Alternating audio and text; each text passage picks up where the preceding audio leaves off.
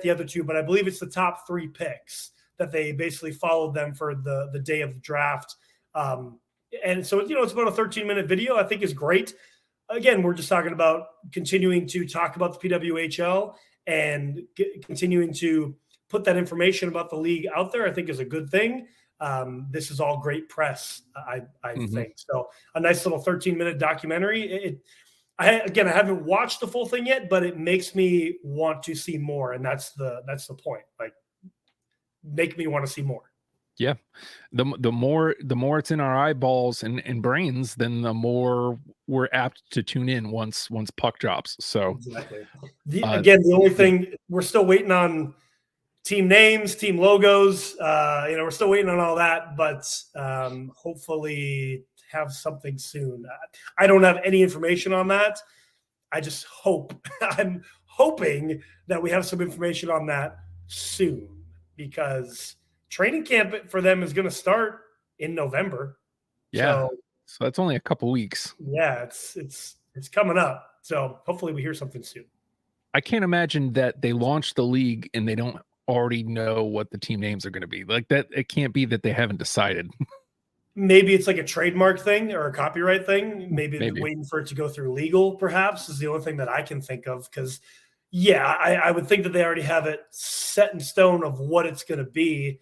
Because, again, wherever they're playing, all these 6 teams are playing, there's going to be some type of branding to go along with that while they're playing in their home barn.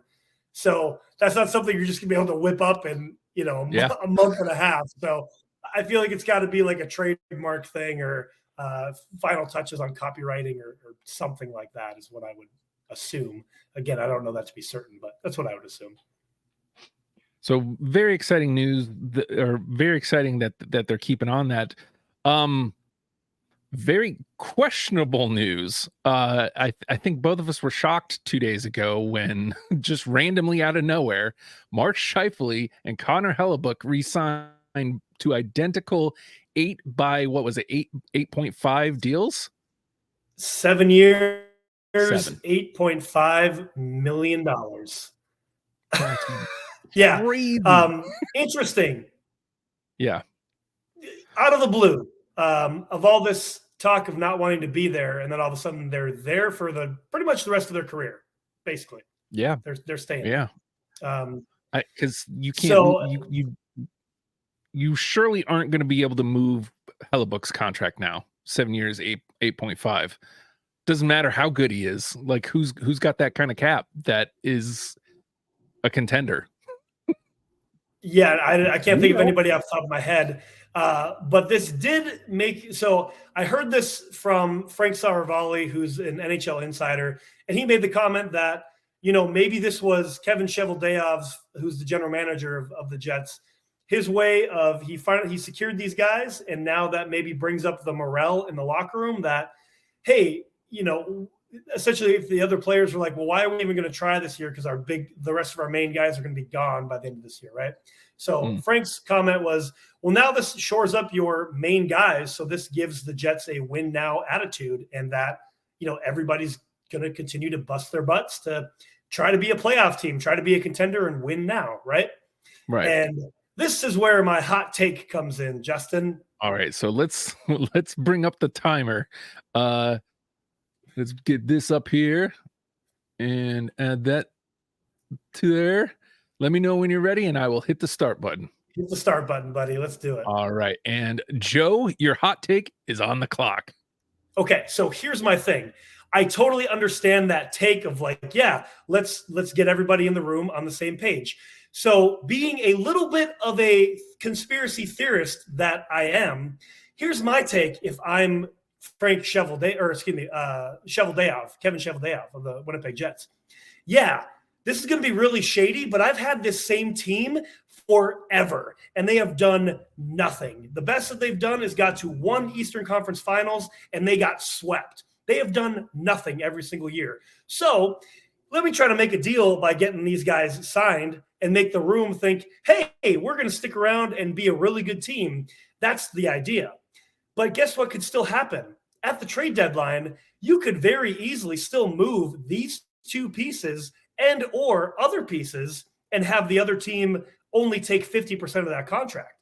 So now a Hellebuyck contract that's 8.5, if you still take 50% of that contract, it's only 4.25, Justin.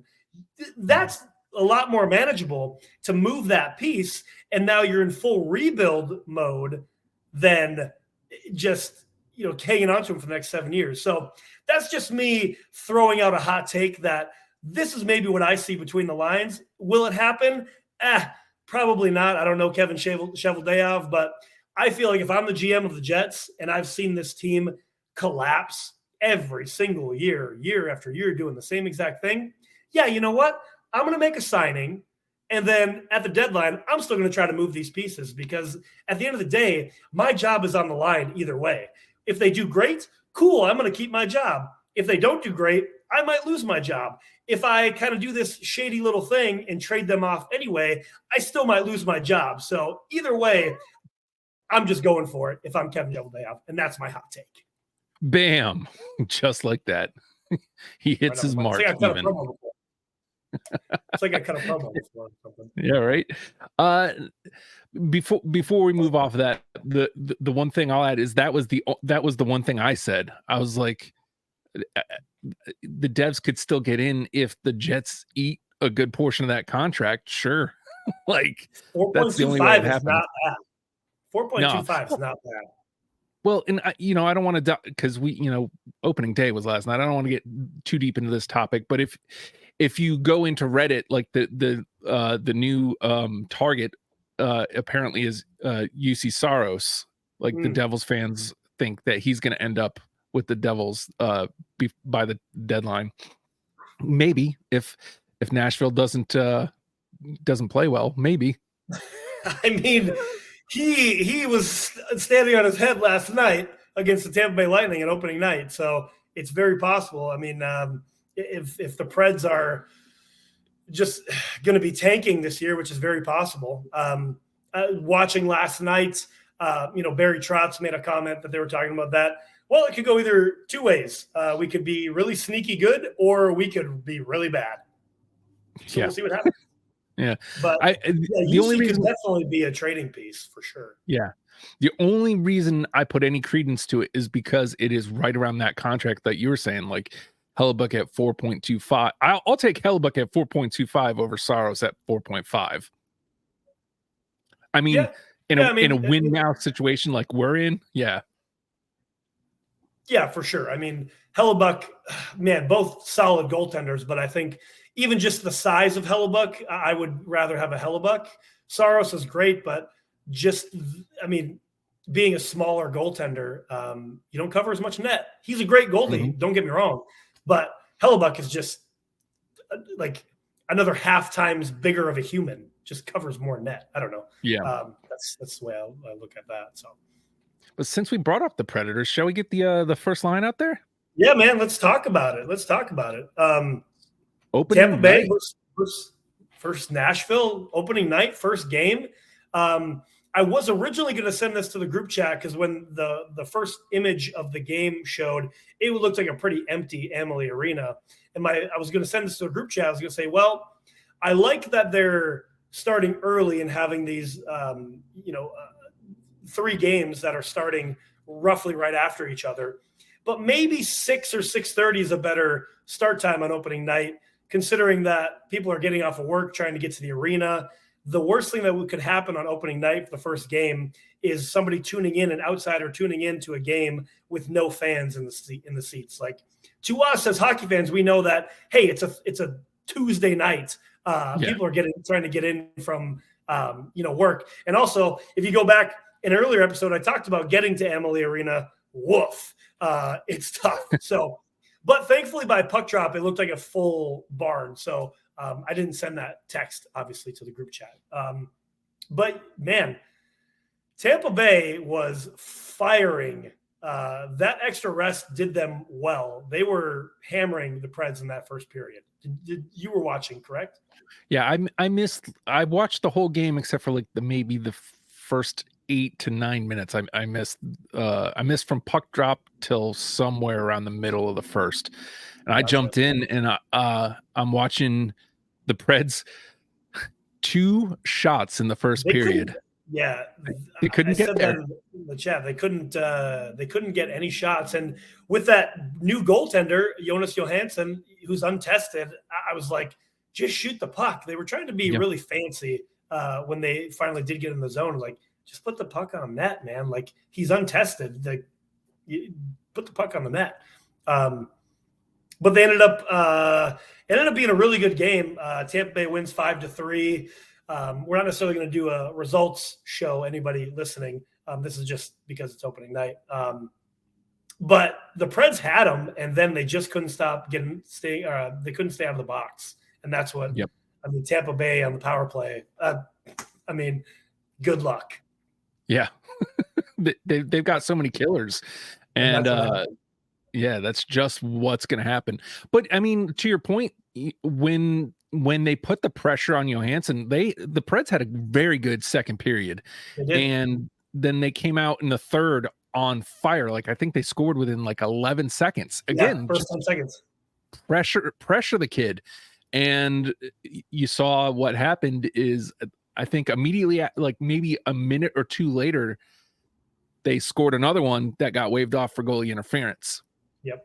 And immediately, it's like it took the wind out of their sails. They started getting penalties, and I don't want to say they gave up. They didn't give up, but it's like they couldn't get it back going after that. Yeah, it was definitely tough. After that got waved off, and then they took a couple penalties. Tampa Bay tied it up. And after that, it just was like, yeah, this isn't going to happen for you guys tonight. It just, yeah, like you said, they didn't give up by any means. They maintained pressure into the third, even with the empty net. And then I think it was Kucherov that secured it with the empty net goal. So it was like, all right. I mean, really you only lost by one. Technically, the empty net is, empty net. So that's not, I mean, first game of the year on the road, that's not terrible, I would say, for this squad, the Predator squad. Obviously, we have 81 more games to go. It's not panic mode by any means. I think that if they had they been able to capitalize on at least one of those power plays, we would have had a different game. Yeah. So you used the words panic mode. And again, it's only one game. But if you're Pittsburgh, are you panicking after last night? Man. I don't know, honestly. I wouldn't necessarily say I'm panicking, but I'm definitely like, I think we're somewhere in the middle of we're okay and panicking. Somewhere like this nonstop, like finger on the button of cut bait is just going back and forth, because you're at home and you lose 4-2 to a young Blackhawks team. Yeah, that shouldn't happen. And not only that, go ahead. They gave up a 2-goal lead. Yeah. Yeah. This young club. What's funny, Justin, is essentially last year, Pittsburgh lost to Chicago, and that was the nail in the coffin for missing the playoffs. And then they play Chicago again, first game of the year. And so, I mean, to go back to your question of, is it panic mode? No, there's 81 more games, but what happened? Because Mrazek was the best goaltender of the night last night. And that is saying a lot, that Peter Mrazek was an all-star goaltender last night. He had, I forget who it was. It might have been Getsel. It might have been Letang, but they had a wide open net. Or actually it might have been Crosby. I'm not sure exactly who it was. Wide open net. He slings out of nowhere and makes a glove save that literally saved the night. Crazy talk. We're talking about Peter Mrazek here. Peter Mrazek is coming up in conversation on a night UC Saros played. I mean, Johansson, sure. He played against Tristan Jarry. Gruby played. Yeah. It's crazy that Mrazek's the first one to come up. For real, yeah. So, I mean, great for obviously I don't really necessarily like saying this, but great for the Blackhawks on the first game of the year. Like, it's great for them, and to get Bedard to shake off some cobwebs. I mean, on all the pregame stuff, you could tell how nervous he was. Like, which, of course, why wouldn't you be? You're 18 years old with all this hype going into the first game, playing the Penguins. Like, that's a lot of pressure, you know. Gets an apple in his first game, so that's good way to start, I'd say. So it could always go downhill from here. So again, we're not going to be a results show, but since there was only 3 games last night, and it's opening night, though. It's opening night. We got to talk about all 3 games at least a little bit. Yeah, so I know you probably didn't make it too far into Seattle, Vegas. You probably caught the highlights today. Yeah, I was already asleep. I did watch the game. I did watch the recap though. How Vegas still a wagon, man. Like, I can't believe just watching them. Like, they got better. Like, it's crazy. Yeah, I mean, Vegas is definitely still a wagon. Also, another factor with that too is, you know, the Kraken, they lost some guys in the back end. They lost Susi. They lost Donato. I mean, he's a forward, but I mean, so a couple of the guys that were really defensive, like they did lose those guys. So I think it's going to take a little bit to kind of find the rhythm of the new squad, if you will. But yeah, I mean, Vegas is still a wagon regardless. So I think, yeah, let's see. Everybody, well, yeah, Chicago was on the road and they won. Everybody, I mean, home teams won, Tampa Bay won, and Vegas won. So I think, yeah, those first games, especially for Seattle, I don't know, just being on the road the first game just kind of sucks. I think, you know, you get done with training camp or whatever your preseason was. Everybody had at least 2 days off, but still, just to be on the road for opening night, like it's those opening night jitters, right? Everybody has them. And then you have to be on the road too. I think it's just already kind of setting up for not necessarily a bad game, but you're kind of, I think, already in a deficit a little bit of like, all right, we're starting on the road, that kind of thing. But yeah, I mean, Aiden Hill looked great in net. The goal I got in, my man Jordan McCann was a nice little wrister that beat Aiden Hill. Everything else, Aiden Hill looks like exact Aiden Hill that he was in the playoffs. I wouldn't say so much Seattle lost, but it's just Vegas won. They went out there and they played better than Seattle. I mean, I know that's really simplifying things, and it sounds really stupid to say out loud, but that's what happened. I didn't come away going, woof, Seattle's terrible this year, or I came away with they just were outmatched. Right. Well, and again, if we talk about technicalities, really it was only, so they got an empty net goal. Right. And so Vegas won 4-1, but they got an empty net goal, and also Tanev put the puck in his own net in the, I think it was the second period. He tried to do to go behind the net and it went in. So those are 2 goals that really just shouldn't have happened. So really that's not a bad game for Seattle. Like I wouldn't be, obviously you're upset when you lose, but I don't think, like you said, they did anything wrong really. Again, they're playing the defending Stanley Cup champions. Really, you only lost by 1 goal, technically, if we're talking about technicalities. Yeah, and I would say that's the difference between Pittsburgh losing and Seattle losing. You know, Pittsburgh, there should be a little worry there. Seattle, I don't think so. I think you just go out and keep playing your brand of hockey, and they'll find their groove. Overall thoughts on opening night, Joe? Like, all in all, how do you think opening night was? Yeah, I mean, I think it was good to have just 3 games on that first night. I think they made good picks of what those games were. So I'm actually praising the NHL a little bit here. And I did like how the refs said a little something at the beginning before puck drop. I kind of liked that. In the first one, Preds and Lightning, it was just like a welcome to opening night.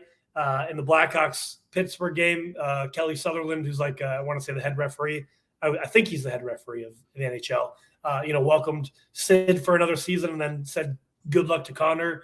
And then, I don't know, on the recap, it seemed kind of stupid with all right, guys, here we go. I don't know. It's kind of dumb. But I like that in general. I wonder if they're going to do it for everybody's first game. I think they should, just to bring a little something else to television. But overall, I mean, I'm excited. I stayed up late last night. I watched the first period of Pittsburgh and Chicago, so I didn't go to sleep till about 9:00, which is really late for me. If you guys don't know me, but I'm just geeked for hockey, man. And now that we have this show, obviously, as well as our first regular season doing the BarnChirpers, so I'm excited for it. I think overall it was a good opening night. It would be great. I mean, tonight's games are mostly on TNT. So those aren't going to be ESPN Plus worthy. So I'm a little upset about that. But overall, we're on a good note. The hockey season has started. Let's go. That's all I can say. All right. So I'm going to ask you a hot or not swipe left, swipe right on each game. Okay. I'm going to start with Pittsburgh, Chicago. Peter Mrazek, swipe left, swipe right. From his showing last night, swipe right. I'm swiping right. Yeah, man. I honestly, I'm swiping right on Peter Mrazek for at least 10 games. I think he might be out of this world for 10 games and then might go back to his normal Peter Mrazek-like play, which is, less than 9 save percentage and somewhere over 3 goals against average. But we'll see. But right now I'm swiping right. Oh, I see what has happened here. I'm somehow on Wi-Fi. I'm not supposed to be on that. So if I drop out, that's what's happened. Okay. Well, you're still here. All right. Well, that's swipe good. Right or swipe left on Wi-Fi. I'm supposed to be wired. I don't know what happened. So let's see. First game was Tampa. I'm gonna stick with the goalie. Swipe left, swipe right on Johansson. Man, that's tough to say because I mean they got 31 shots on them and 3 goals. That's not terrible. I just think that I'm going to swipe left, and the reason why is I don't think he's going to stand up to that type of play. I think just that extra rest did Tampa Bay well, but I don't think this kid is going to be able to have a night like that night in and night out. So I'm swiping left. They need to get a real goalie. Like Martin Jones, which he should have claimed off waivers. I don't know how that doesn't happen. I truly do not know. Like, I truly don't know. I had something at the ready, but I don't want to go with another. I don't want to go with another goalie question. Well, how about I'll give you one, Justin, because I got one for you. So, all right, swipe left, swipe right on. Well, you kind of already said it, but swipe left or swipe right. Vegas being the President's Trophy this year. Just from night one, seeing what you saw in night one. I'm swiping right, man. Like I don't want to. I really don't want to. But and just like you said last week, I think I don't know that I can say any different until they show me any different. They looked great last night, and the Seattle is no slouch of a team. They showed no rust. They looked really good. So I'm swiping right on that. Yeah, I'd have to agree. I mean, it'd be better once you see them play every single team. But, they kind of just – I wouldn't say dismantled the Kraken, but they kind of did. They just played their game and, just continued to put that pressure on, and obviously it paid off. So pressure. It was all about pressure. I think we've got to get onto the oh wait, we accidentally kind of already did what we were going to do for the power play. That's okay. We've been on it for a couple of minutes now, right? So yeah, we're fine. We're good. I guess I will say this though. I'll give you something to buy or sell, Justin. All right. Are you buying or selling the? We already kind of talked about it. Are you buying or selling Pittsburgh Penguins being in trouble, losing on home ice in the first game of the year essentially how I positioned it before. They lost to the Blackhawks last year. That took them out of the playoffs, and now they just lost to essentially the same Blackhawks team on opening night. Are you buying or selling Pittsburgh being in trouble, losing on game opening night at home? You hate to put so much stock in one game. You really do. I mean, it's not like they played terrible, but how do you let that happen on home ice, getting doubled up by a young club like that? Chicago is not a very good hockey club, but yeah, I think I still got to sell. I mean, I need to see at least one more game. I mean, I'm selling. I want to buy it because I want them to be bad. I want it to be over for them, but sure. I can't imagine. This has to be a blip. Like this has to be. They did too much in the offseason. They barely missed the postseason last year. This has to be a blip. Yes, same. Even though I want to be contrarian, but I think the biggest thing is just looking at their power play last night. It wasn't clicking like it normally would. And you have that new piece of Karlsson running, being the captain essentially of that first power play line, and usually it's Letang. So you have a new piece in there that doesn't know these guys. I mean, yeah, they had training camp together, but that's a couple of weeks. And preseason, they all played together maybe one game.